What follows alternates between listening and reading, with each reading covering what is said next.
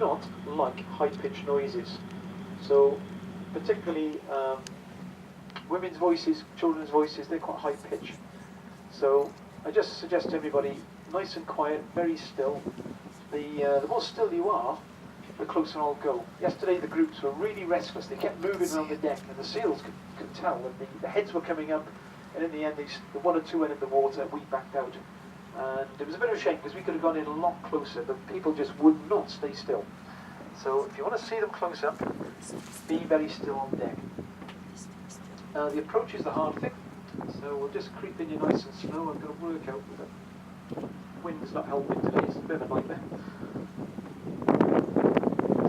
The white seals, or creamy ones, are basically the ones that have dried out. The black shiny ones are basically white seals.